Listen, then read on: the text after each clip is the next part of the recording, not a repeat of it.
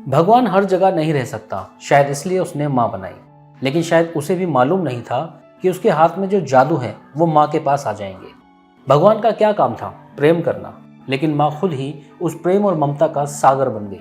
भगवान का काम था सुरक्षा करना, ये भी माँ ही करने लगी। बच्चों को हर बला से बचाने लगी।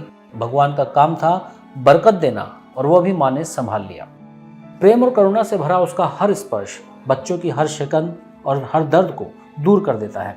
तो उसकी शक्ति और हौसला ही जो बच्चों को किसी गलत रास्ते पर जाने से रोक लेता है। कभी उसके हाथ हमारे लिए तकिया बन जाते हैं, कभी गिरने पर सहारा, तो कभी अपने बच्चों को डांट फटकारने से समझाती है। लेकिन गलत और सही का फर्क समझाने के लिए अपने ही अंश पर उठे उसके हाथ खुद कितनी बार रोते हैं, शायद कोई नहीं समझ सकता। तारे ज़मीं पर और मदर इंडिया फिल्मों में हमने माँ के किरदार में छिपी उन मजबूरियों को देखा है, जहाँ अपने ही बच्चों के भविष्य और उनकी ज़िंदगी के लिए उन्हें खुद से दूर कर देती हैं। एक दोस्त की तरह हमेशा एक राय देती हैं, कभी ये नहीं बोलती कि मेरी ही राय मानो। और शायद इसीलिए बिना किसी झिझक या डर के हम उसके साथ खुलकर हर बात शेयर कर पाते हैं।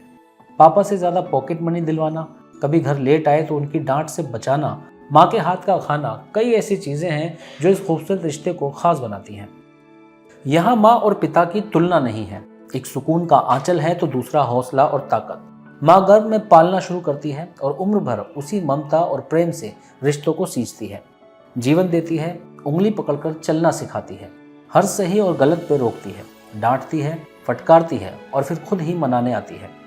बच्चों की खुशियों को अपनी जिंदगी बना लेती है।